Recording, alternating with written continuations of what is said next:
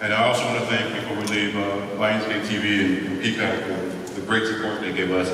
And to reveal, you don't have to wait too long for the premiere night, which is on September 22nd, the first night, or Friday. Friday, September 22nd. Night 2 premieres Friday, September 29th. And the finale, night 3, October 6th. Friday, October 6th. And really get to episode 3. It gets really wild. Anyway, thank you all. Thank you guys for coming out. World of John Wick.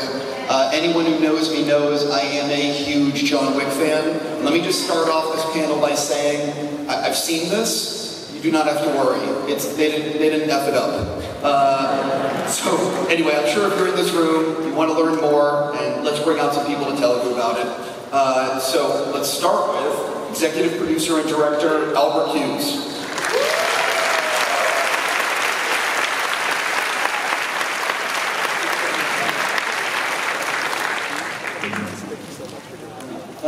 Executive producer Marshall Persinger. Action director Ronald Staval. Production designer Drew Bell. And editor Ron Rosen.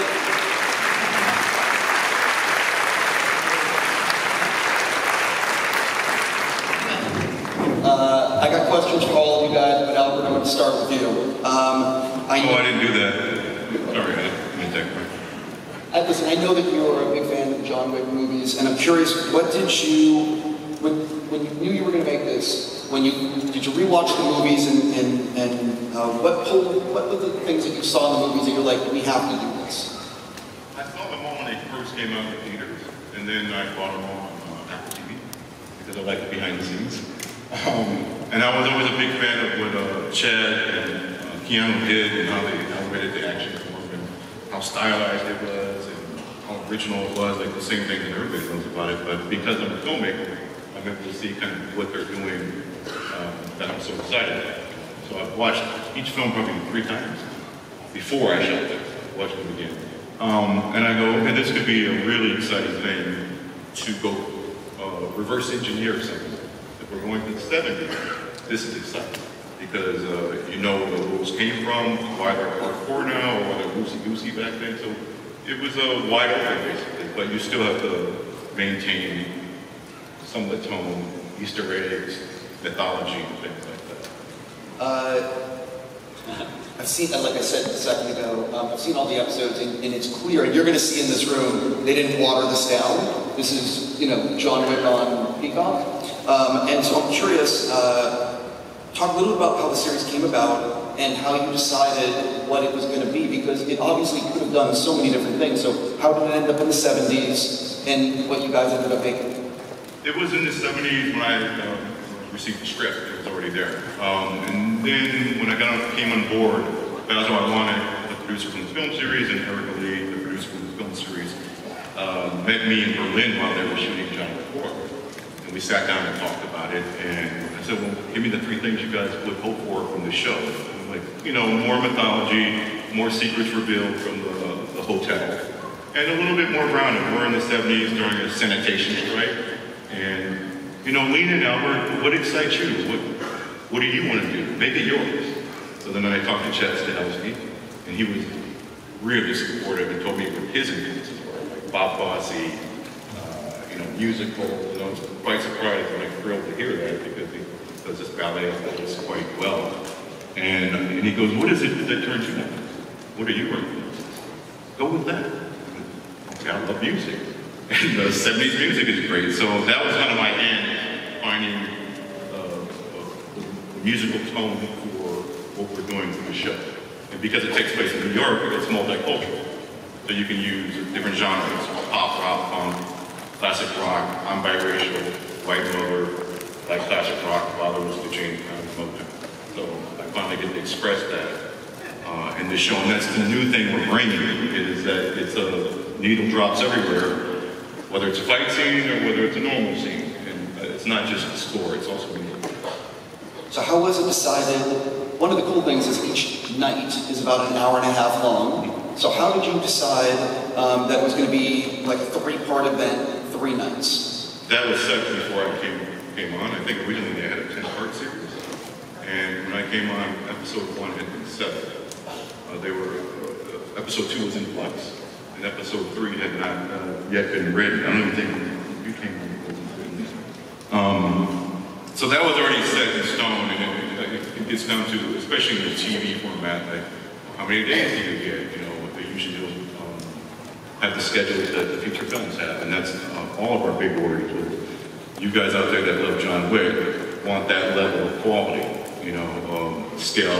The fights have to be at a certain level, and the one thing I will say is that Lionsgate TV was fully supportive. Like, spared no expense, not that they were splurging, but they made sure to get it right. And Peacock, along with them, fully supportive. I've actually never seen this much support in my career. I've done things that I was very happy with.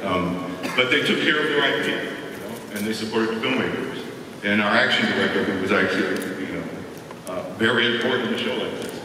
So you directed night 1 and night 3. Yes. And I'm curious, was there ever talk about you directing all 3 parts? When I first met Erica and Basil on Zoom, because it was during the height of COVID, I said, well, what do you guys want me to do? The pilot? Oh, you want me to do the pilot, or you want me to do the pilot for free? And Basil goes, we're hoping for all 3. And I'm like, oh, God, I don't know if I didn't want to say it. And then I think along the lines when we were negotiating, someone from Lionsgate said something like, we think maybe you should just do 1 and 3 so you don't have to stress. I'm like, thank you. But I had the stress of, and good stress, because I really loved it, was when you're in TV, whether you're a showrunner, and my partner in crime was Kirk Ward, the lead writer, who worked alongside me and everybody else up here, who I love dearly. When you're in TV, you have to, as a showrunner, finish the mix, the sound, the color, blah, blah, blah. And I was put in that position with Kirk, so I have to pick up a needle drop for 2. I have to see through all the VFX with him. I have to see through the mix, I have to see through the color. And I gladly did it because if you're doing 1 episode and you're setting the tone, and the 3rd one is by me too. You want the middle one not to stand out. Can I add to that? I'd like to add that if you were doing 3 in a row, you didn't have time to prep. You didn't have time to prep in between. So you would have had to go down in filming and you would have lost your crew, and it's unaffordable to do it that way. One of the things about the John Wick are the colorful characters. Yeah. So I'm curious if you could talk a little bit about colorful characters that are in the Continental. Yes. Well, the best way to make something great is to have a great script first, have a great visionary director, and then have a cast that to be damned. So we, again, as Albert said, Lionsgate and Peacock were so supportive of our finding the best cast. We had casting director in New York, in LA, in the UK, in Hungary, and we looked worldwide for all of our characters. So. And also John Wick and the World of John Wick, they're larger than life, all these characters, you know. So you want people who are kind of bouncing off the wall when they're auditioning with very, you know, syncretic kind of quality. Sorry, I remember the first day of shooting, we did this scene that was pretty wild, and I was talking to Basil by phone afterwards, and I'm like, this is crazy. The actors keep throwing crazy stuff at these scenes, and it just seems like this world gobbles up. He's like, yeah, basically, the John Wick, you can never be too crazy. And so we continued shooting, casting, and I would actually, that was a part of my direction sometimes with actors. I'm not big on micromanaging performances. I just like that you cast a great person, they do the heavy lifting, right? I would say keep chewing up the scenery, because of all the wonderful performances I saw in the film series, whether it's Ian McShane, whether it's each heavy that came in each one of the films, or the secondary characters, or in the last film, the Russian family, you know, or the guy in the fat suit, what's his name, the actor? Scott Atkins. Who I didn't know that was a fat suit. I didn't know that was Scott Atkins. And he turned in a wonderful performance. So they're just larger than life characters, so you that's also the pressure to live up to that. We also had the two characters, which were Winston Scott and Shawn, that we had to make as believable as 50 years earlier in 1970s New York, that they would grow into being Lance Reddick, the amazing Lance Reddick, and Ian McShane. Larnell, I'm curious if you could talk a little bit about, you're the action director, and I'm curious, can you talk a little bit about how you collaborated, how it works behind the scenes between you and Albert when it comes to crowd, because the crowd's about to see some crazy action. But can you talk about what it's like behind the scenes crafting this stuff together? It starts in steps. The first step was, got a call from Chad Stahelski, who directed all the Wicks, him and Dave Leach, established this world, set the tone. So there was a little pressure on how to follow up on that, how to make sure we live up to expectations. But the great thing about Albert, being the architect behind the leadership and the vision of this series, is we would have weekly meetings. He would bring me to the office, talk about aesthetically, visually, sonically, who we are, what style, how to shoot it, and then he would let us go off and do our thing. From there, we would shoot stunt vids. He would come to our stunt shop, sit down. We stand in the back, nervous, and shout out to the team: Hank, Roger, Ro, Mikey, Malai, Jay. We would stand in the back and press play and let them visually watch the stunt vids. And then the producers allowed us to take that same stunt vids we shot in the gym, bring it to the actual location with our camera team, with the whole stunt team, riggers. Make sure we knock out the kinks, make sure we make our days, so we have a full support system. And hopefully the audience sees visually how we came together. But also, more importantly, is he comes from the John Wick stunt school. You know, he works with Eddie Seven, and he works with Chad and David and all those guys it's like a big think tank, and he's been in that system for years. And the unique thing, as you guys all know about that system, is that they make use of their environment. If you're in a kitchen fighting, there's a pot pan. If you're in a restroom, there's a toilet hitting your head. You know, it's a very creative ways that they choreographed since the first John Wick film. And you know, Chad and David go back even before that in designing. And he had an amazing team. And some of the people on his team are in John Wick films, like Roger. I love knowing that. Yeah. I'm actually gonna jump a little, I'm messing up the order a little bit, but can we, instead of us continuing to talk about the action and tease it, let's just show the first clip and let everyone see what the show is about. You do not have to worry. So talk a little bit of, was it tough? Was it tough to be able to do what you are doing in this series, because you were trying to pull off John Wick on like a small, you know what I mean? You're not making a movie, you don't have that budget, but also like you can see this is bloody, it's violent, and was there any resistance? Or talk a little bit about that. I think with the support of how Lionsgate went about plotting it out, it wasn't original TV. You have one foot in cinema and you have one foot in like streaming TV, right? And when we were all working, I think we all felt like it's features. I didn't feel pinched for time. I don't think you did. Our schedule was healthy. It wasn't like we had to absorb a budget, but we weren't hurt. And then typically when you make a movie, if the studio believes in it and you're finished and they start seeing edits, they may start loosening up and giving more resources here and there. We were able to get more music. Let's put it that way. Right? That wasn't originally the plan in the budget. So it just felt like making 3 movies. And you do have the pressure of what everybody expects out there with the John Wick film. That kind of level of quality and excellence and fun and escapism and not being too heavy, because that was the thing I had to learn very early in prep was, oh my God, I get to be in the 70s. Maybe I'll get this local politician and, you know, what's going on in New York with the mayoral race or the sanitation strike or Summer of Sam. John Wick World just kicks all that reality out. It doesn't want to hear it. They just kind of focused on this kind of really fun, entertaining, edgy ride, basically. Yeah. Ron, I want to ask you a question about editing because I'm fascinated by it, because it's where it all comes together. So talk a little bit about how this project possibly changed in the editing room in ways you guys didn't expect, and also trying to capture, to make your version of John Wick, but the Continental.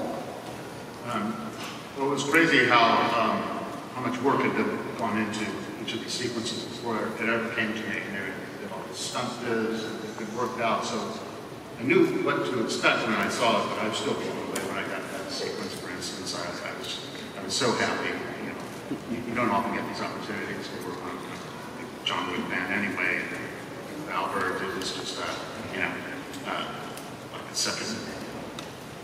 It's like my birthday. Like, oh, look at this sequence.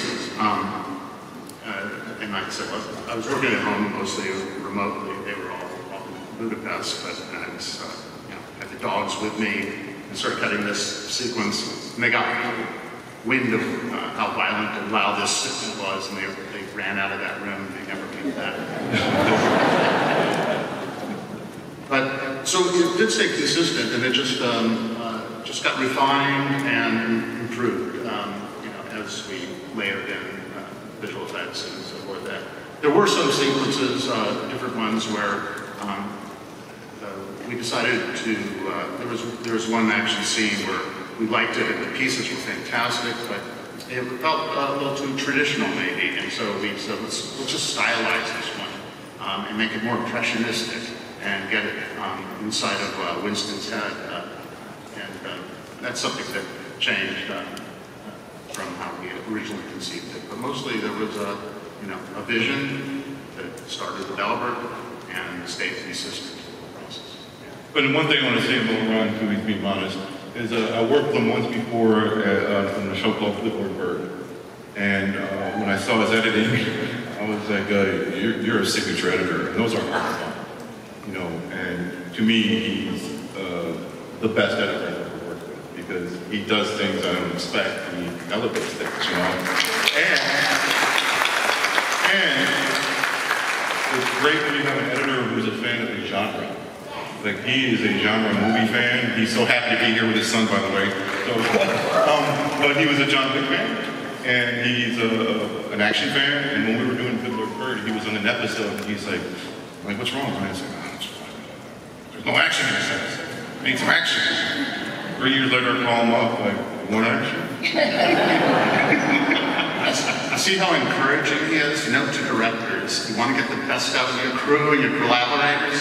You know, who's going to, like, not do the best they could possibly do with a guy like Albert behind him?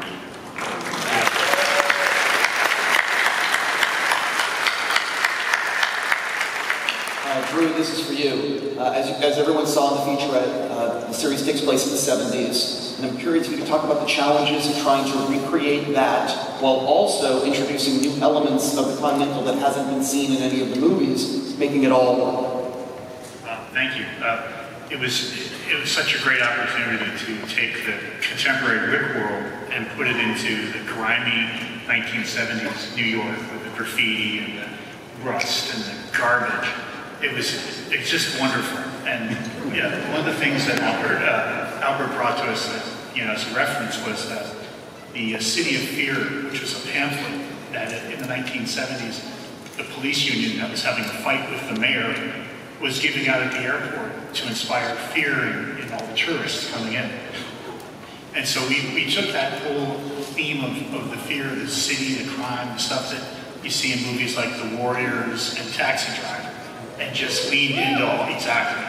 Who doesn't love those movies? And we leaned into those, but also this fear poster that we created. We put it up all over the show. So if you kind of keep your eyes peeled, you'll see that. But I just have to say that a shout out to Zuzi, who is our supervising art director, and the wonderful team there, and also Garbage. We had so much fun with Garbage. There is some debate as to how much time passes in the 4 John Wick movies. Albert, I'm curious, so for people for this series, the whole thing's over 3 nights? Well, we call it night 1, night 2, and night 3, but from what I hear from Kirk Ward, our showrunner and writer, it's supposed to take place between 7 and 9 days on, I think, New Year's night? It's New Year's night, right? Yes, 7 to 9 days. So I think we can get away with that because John Wick 1, 2, and 3 is supposed to be, what, 2 weeks? Listen, I don't buy into the 4 movies taking, like I think Chad said it takes place over 3 months, and I call that a lie. Well, the hair. Yeah, yeah. He had to heal from 3 to 4. That had to have been at least 4, 5, 6 months. It's when he fell off the building, you know? Yeah. Yeah, and he fell off the more. I mean, again, we could get nerdy. This could be nerdy. So the clip everyone just saw takes place very close to the beginning of episode of night 1. And so talk a little bit about why it was important to start the series off with a sequence like that. I mean, that was written before it came on. It's quite obvious, you know. For the fans out there, we got you, basically. Yes, we have longer form storytelling, but if you set up something that early with someone like Larnell, you want to satiate the hardcore John Wick fan right away. Also, casual fans that come and go, oh my God, this is wild. What's going on here, you know? And then you start, you know, marvelizing action throughout because you have to establish new characters outside of Winston and Sharon. And that takes time. You know, you can't just rush that. And we don't have the luxury of like 2 hours of non-stop violence. You know, it's great in feature filmmaking, but in longer form storytelling, you actually have to start telling the story and establishing characters and also caring, I guess. Larnell, why don't you guys talk a little bit about the pressure of putting together a sequence like that, and where was it, how you started it, like inception, your idea, and then what it ultimately ended up being? Well, the first part is you have one voice on one side, you have Chastahowsky basically saying, don't suck. And then you have Albert Hughes on this side basically saying, don't overstay your welcome. And I took that to heart. Because what we do is when we design these sequences, we gotta follow the story, we gotta follow a time frame, and we also have to respect the shooting time frame. The sequence you just saw, I'll let a little secret out. We shot that whole sequence in 1 day. 1 day. The entire sequence. With the actor the entire time. There was no Texas switches, no stunt doubles, with the actor, who probably only had 3 weeks to train for that sequence. And he's 6'5". And he's 6'5", yeah. So what that means is when you're doing height reference for action sequence, you have to design how you're going to shoot it. But when you have an actor who's 6'5", if he steps up 2 steps, he will cover the person he's attacking. So you have to make sure your shot design reflects the audience to see who's being shot, the brutality, make sure when I need a blood spurt to hit the window, I want to make sure I can see it. So yeah, I love talking violence. So, but what's funny is, I think Albert said it earlier, that's not all of the sequence. Yeah, what happened was, and to compliment them on what they do, what Chad is going to do, is they over-design. They never under-design. They give all the elements, all the ingredients, and so we saw this sequence, Ron and I'm like, it's too much. It's too much. We gotta cut a floor out. So we cut 1 floor. There's 1 more staircase where he was doing crazy stuff, and it was more about modulation because sometimes they're so close to it they don't realize how cool some gags are. And if you have this other gag coming right here, it undercuts these 2 gags and the gag that's coming next. That was my opinion. That's my opinion. I remember it because you cringed because we shoved a knife in the guy's neck while he was reloading and he was choking, and then the guns got switched and the gun jammed, so he pulls the knife out the guy's neck and stabs him. Yeah, I remember. Okay. Yeah, I remember. Yeah. But that's all to say. It goes in this world, and we knew when this sequence was up first, you only have maybe 10, 12 minutes to capture the audience attention nowadays. So we had to come out strong, make sure we say, hey, we respect the Wick world, but here's who we are. This is our level of violence. This is visceral. We're going to be in your face, and we're in the 70s. So, you know, he gave us soundtracks. He gave us references. His shot list was literally the size of the script. And for that, it gave us a guideline, and we couldn't fail, or as Chad say, don't F it up. So, but also to Chad, like, you know, all praise to Chad, because he's the best out there that does this. There's no one that comes close to what Chad Stahelski does in the movies. And you can look at it as pressure, or you can look at it as like, God bless him, I can't do that. That Liam Neeson mind, I have a particular skill set. It ain't that. And it never will be that, so don't even try, you know. Use people who know that world and try to tell it in a different way, but from the same studio of sorts, you know. And he also has a special partnership. He and Keanu together, it's just a special. Marshall, the person we saw in the clip is named Frankie. Can you talk a little bit about who Frankie is and his relation to someone that the audience might know? Yes, Frankie is Winston Scott's brother.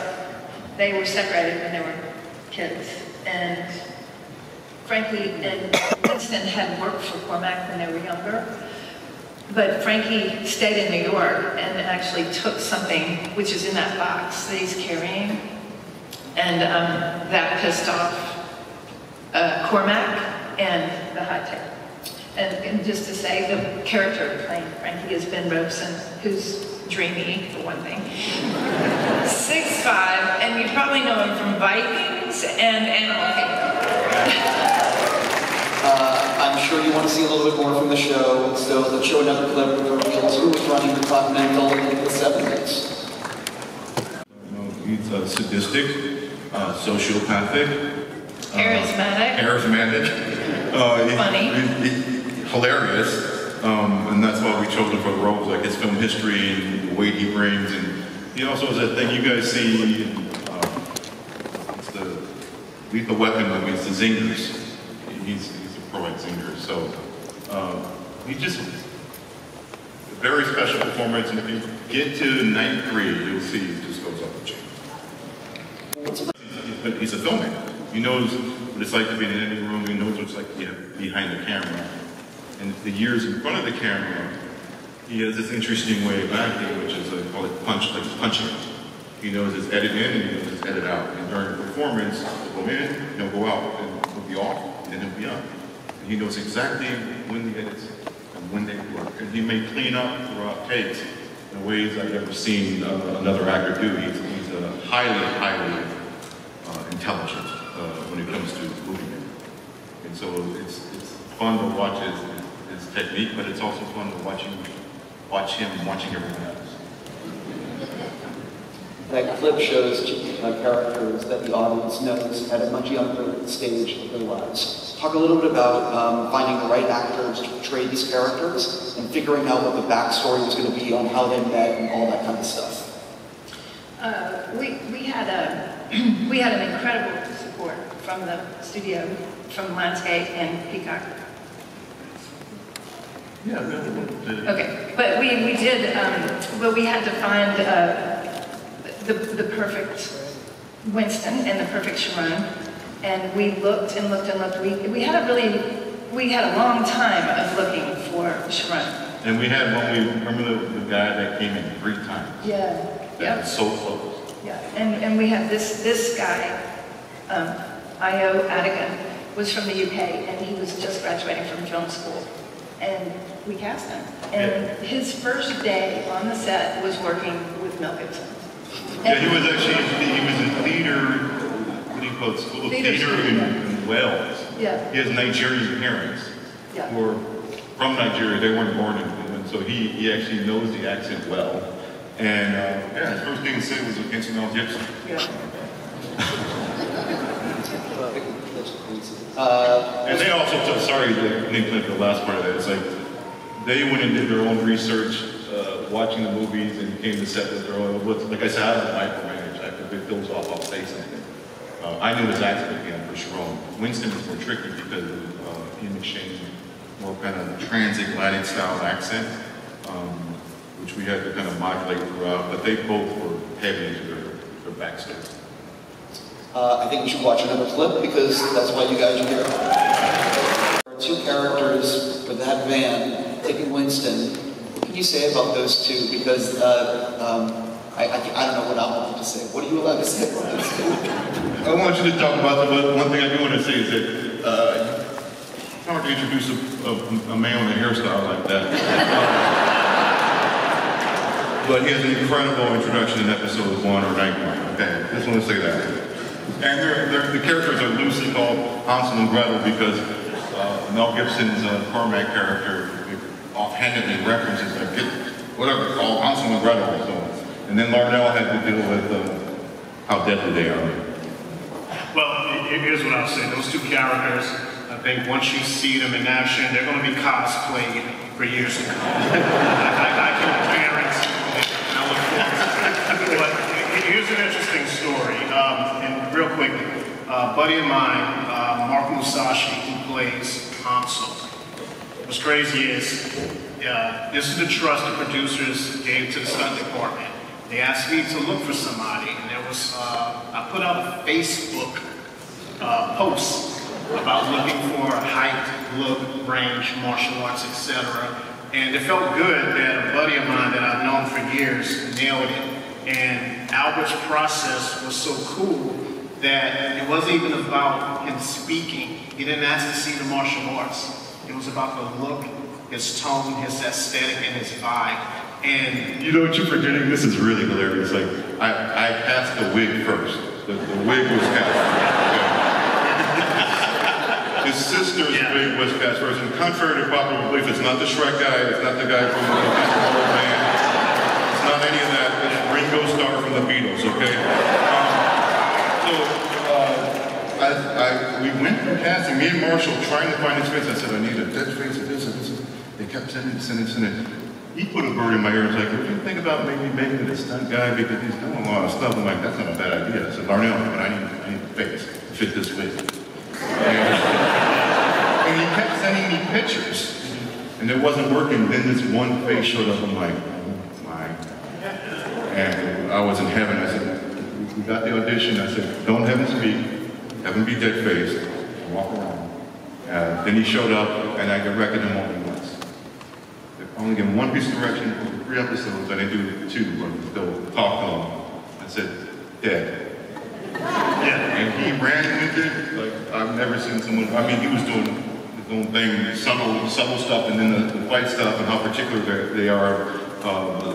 Marina Mazurkov, who played Gretel, is actually a contortionist. And you don't realize this until later in the series. I won't spoil it.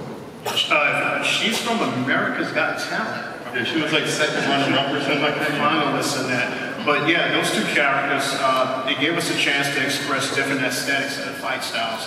Mark was able to display Kung Fu. We're in the 70s, so Kung Fu and Karate, those were the dominant styles in the 70s. So it felt good to display that in a way. Mark brought the pain on that one, man. I can't ruin it, but there's this one fight scene that's going to be talked about for a while. And Kirk Ward, our leader, our writer, our showrunner, he was like one of the homies when it came to these fight sequences. And I can give you this. We were filming a car chase sequence out in the freezing cold, and he was riding Night 3. He's sitting next to me and he says, Larnell, here's what I'm thinking about Night 3. When Hansel fights Miles, the scene needs to be like this. And there's this movie I was watching called Universal Soldier. The one with Scott Adkins, which is like a cult classic if you've seen it. Okay, it's very viscerous, very dirty, low-key. And I'm sitting there listening to him talk about it, and he's like, yeah, it needs to feel like this. I want that type of style, so whenever you start creating it, you know, let's try to use that as a template. I'm like, okay, cool, I think I can do that. He's like, you sure? He's like, yeah, I did Universal Soldier. And at that point, if you could cue slow motion and bromance at that time, it was like he was seeing me for the first time. You know, but what was interesting is Kirk was embedded with them. You know, I come from a partnership, having a twin brother and doing movies together, and now we work separately. And I found my new white twin brother, I guess, Kirk Ward. And we're able to split duties, and he's embedded with the second unit. I'm the first unit, and we're kind of comparing notes, and it was. But I couldn't hope for a better situation. Yeah, I got to say this though. I've been blessed with you. Do a lot of films all over the world, big budget, independent, art house. mega franchises. I want to say Albert Hughes is the first director as a filmmaker that gave trust to the stunt team in the second unit as a visual extension of his creativity, and it made it such a pleasure to go to work. And that's something we don't get, because these stunt people who design these action sequences for you, they deserve their work to be seen.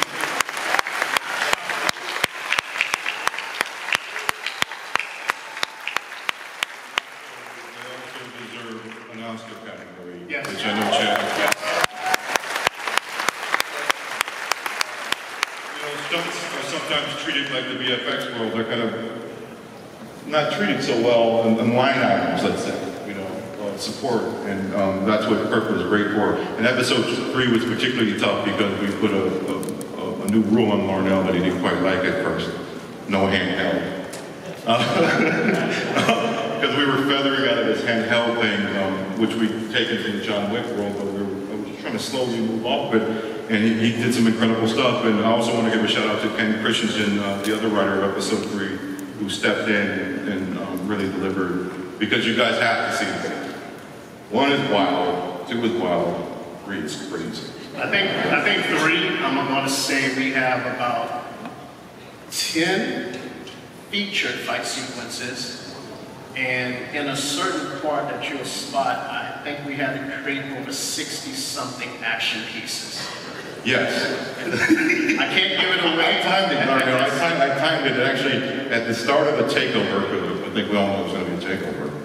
I mean, Winston ends up there. It's 57 minutes nonstop. I want to reiterate, it's good. So one of the things about the series, though, is it has some really great music and good needle drops. Talk a little bit about how you decided on. Can you reveal any of the songs you don't want to say? Oh yeah, I talk. That's not spoiling anything. I've even written down the artist names. Well, it was an opportunity, like I was talking about earlier. We were all talking about it because of New York, because we're kind of establishing a new world. I don't have the modern kind of techno. I guess it's a version of techno that goes on in the John Wick universe, which comes from disco. You know, I'm from a biracial background, so it's perfect.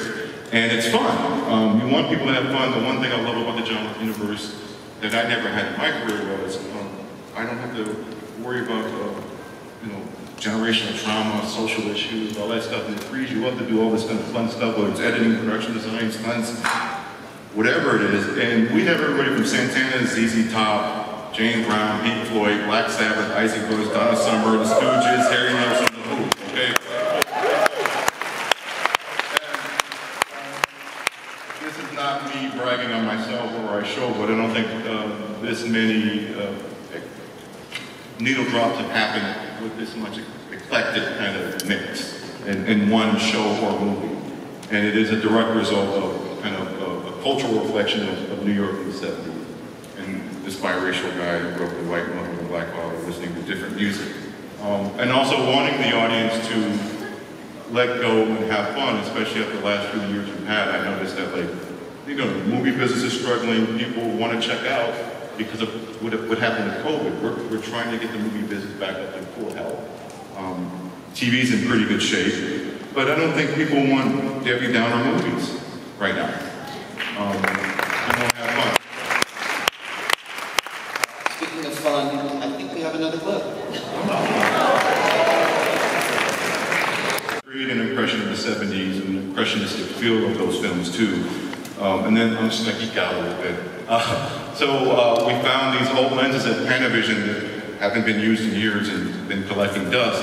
So the lenses that shot the show shot Dr. Zhivago, Cool Hand Luke, and The Graduate. So we got these very antiquated lenses because today's lenses are a bit too sharp, and along with the great production design, kind of playfully do subtle things to convey this time period to you guys, basically. Yeah, it's not going to be a sharp, modern look. Speaking of great production design, One of the things this show does is expand, and I'm not going to give anything away, but it shows more of the Continental, it expands the footprint, and also, you didn't see it in the clips, but there's this great moment of the graffiti subway cars with graffiti. You did a lot for this. Talk a little bit about, the graffiti subway cars. I thought it was cool, that whole set. And then, what can you reveal about the expanded Continental? Or I'm not sure what you can say. Thank you. Yeah, the graffiti, you know, just back then, everything that wasn't guarded by a police officer was graffiti. I mean, it's true. And you look at the old images, it's just astonishing. And we just graffitied things over and over and over and over and over again. And then went back for more. And then right before a camera would go out, we'd have more in to make sure that there's enough graffiti. And we got an old train car in Budapest, 3 cars, and we got permission to just paint them to death. And then we painted pretty much everything that is on camera got graffiti. And that was just, I mean, so much fun. It's just insane fun. And what was the other question?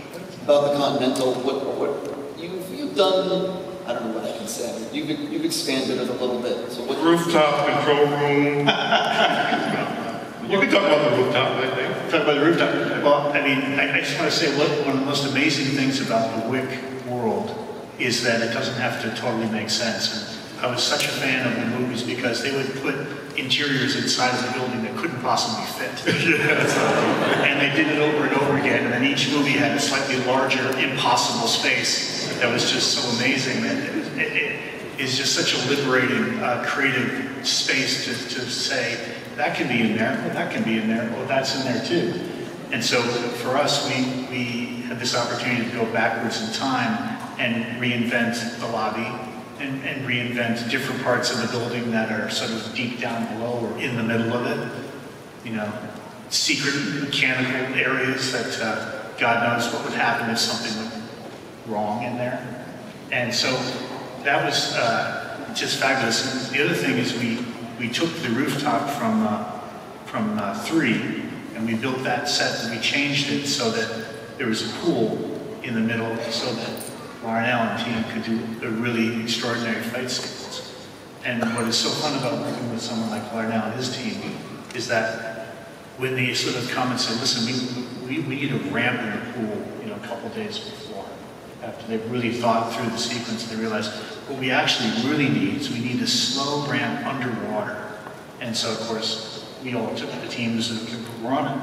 Then we put the ramp in, and you will see the results of that in night 3. But it's just it's a wonderful magic box. The hotel is just it's literally a fun place. I gotta back him up on this because most of the times when we watch films, the foreground always displays what your eyes want to watch. The actors, what they're saying, what they're doing. But when it comes to the action sequences, we want the background to become the foreground because that set becomes a character at that point. We get to destroy it, we get to mess things up. This beauty that he created, I gotta find ways to mess it up. You know, and that's the fun part. If a head gets slammed against the wall, if someone goes through a table, we need rubber, we need fake glass, we need things to make it safe. But now, you know, when you watch these shows and you start paying attention to fight scenes, look at the interaction. We make sure that the fights went north, south, east, and west. So that way the beauty of his designs could be seen, you know, and it was a great collaboration all around. I just love that. Thank you so much. So one more time, boss.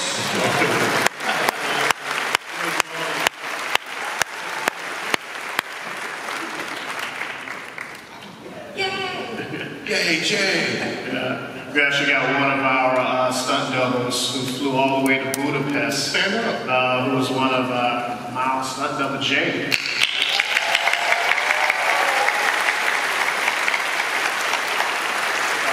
I don't know if you know, but you'll see yourself in the trailer coming soon. I really want to thank everyone who attended the panel today, and to Peacock for showcasing the panel for the series at Comic-Con. And to end our panel on an even higher note, I'd like to throw it to Albert, who has a special announcement. I do. Oh, of course.